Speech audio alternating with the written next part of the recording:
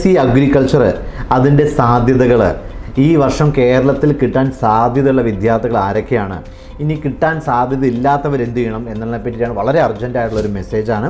നമുക്കറിയാം BSc agriculture എന്ന് പറയുന്ന ഒരു ഗഹനമായിട്ടുള്ള 4 വർഷത്തെ ഒരു അഗ്രികൾച്ചർ മേഖല, കാർഷിക മേഖലയിലേക്ക് വേണ്ടിയുള്ള ഒരു ഏറ്റവും ഗഹനമായിട്ടുള്ളൊരു പഠനം തന്നെയാണ്. അപ്പം ഈ ഒരു വർഷം നമുക്കറിയാം അതിൻ്റെ അവസാന ദിവസങ്ങളും മറ്റ് സംസ്ഥാനങ്ങളിലായിട്ടുണ്ട്. അപ്പോൾ ഈ വരുന്ന 14 കൂടിയിട്ട് 15-ാം തീയതി ലാസ്റ്റ് ഡേറ്റാണ്. 14 കൂടിയിട്ട് ഈ വർഷത്തെ മറ്റ് ചില സംസ്ഥാനങ്ങൾ ഏറ്റവും കുറഞ്ഞ രീതിയിൽ ഫീസ് ലഭിക്കുന്ന, അതേപോലെ തന്നെ VHSC കഴിഞ്ഞ വിദ്യാർത്ഥികൾക്കും ചേരാവുന്ന ഇതിൻ്റെ അവസാന ദിവസം വരികയാണ്. അപ്പോൾ കേരളത്തിൽ ഇപ്പോൾ നമ്മൾ കഴിഞ്ഞ വർഷങ്ങൾ നോക്കുമ്പോൾ സ്റ്റേറ്റ് മെറിറ്റിലാണെങ്കിൽ 11,140 എന്ന് പറയുന്ന കേരള മെഡിക്കൽ റാങ്ക് ലിസ്റ്റിൽ ഉൾപ്പെട്ട വിദ്യാർത്ഥികൾക്കാണ് ഒരു സ്റ്റേറ്റ് മെറിറ്റ്, അതായത് ഗവൺമെൻറ് മെറിറ്റിൽ, അതായത് ഒരു കോമൺ ആയിട്ടുള്ള അല്ലെങ്കിൽ ജനറൽ വിദ്യാർത്ഥിക്ക് ലഭിച്ചിരിക്കുന്നത്. ഇനി ഈ വർഷത്തെ ഫസ്റ്റ് റൗണ്ടിൻ്റെ നമ്മൾ നോക്കുമ്പോൾ 8,749 റാങ്ക് വരെയാണ് ഈ ഘട്ടത്തിൽ, 1-ാം ഘട്ടത്തിൽ പോയിരിക്കുന്നത്. അപ്പോൾ തീർച്ചയായിട്ടും ഇതിൽ നിന്ന് നമുക്കൊരു 10-15% നമ്മൾ കൂട്ടി വയ്ക്കുകയാണെങ്കിൽ പോലും ഒരു 13,000-ന് ശേഷമുള്ള വിദ്യാർത്ഥികൾ കേരളത്തിലെ ജനറൽ വരുന്ന, അല്ലെങ്കിൽ ഇതുപോലെ തന്നെ മറ്റ് വിഭാഗക്കാരുടെയും ഒരു കട്ട് ഓഫ് നോക്കേണ്ടതുണ്ട്. ഞാൻ ജനറൽ വിഭാഗത്തിൻ്റെ മാത്രമാണ് ഇപ്പോൾ പറഞ്ഞത്.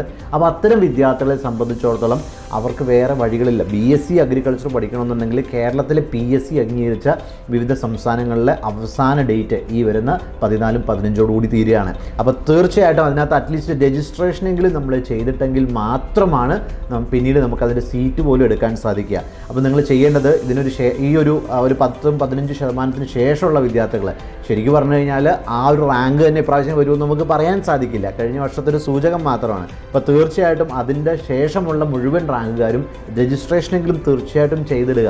കാരണം പിന്നീട് അവസരത്തിൽ ഇതിൻ്റെ അഡ്മിഷൻ എടുക്കാൻ പറ്റില്ല. അപ്പോൾ VHSC കഴിഞ്ഞവർ പ്രത്യേകം ശ്രദ്ധിക്കുക.